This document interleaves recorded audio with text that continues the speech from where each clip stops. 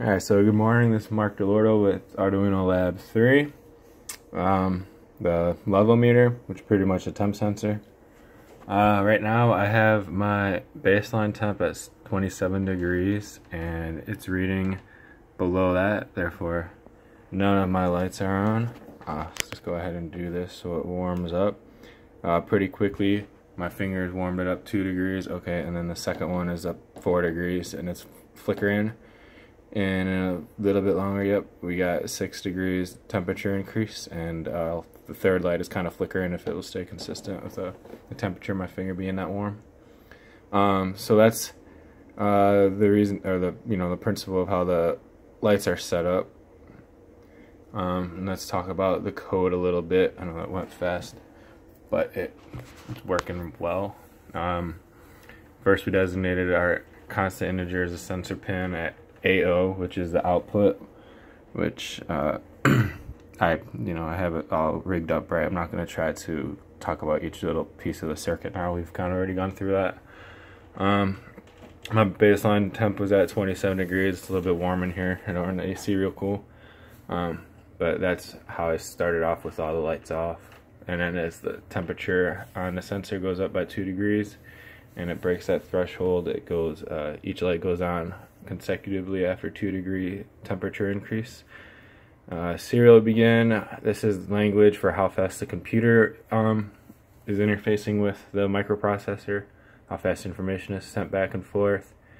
The second line is kind of interesting. It was a quick way to designate all the pins 2 through 5, which was our 3 LEDs, as outputs, and they were low, so off on our void setup command.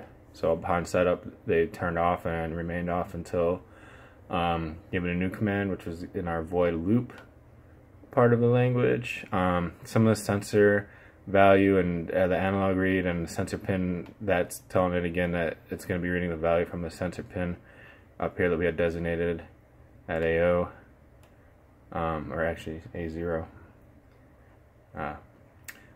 Serial print and sensor val, that's more language for the way that the computer is talking to the microprocessor, and this was telling it how to convert the values that are being represented as the voltages in the sensor to make the conversions into degrees, volts from the sensor value that is scrolling down there. Pretty interesting. Yeah, so this is the conversion still.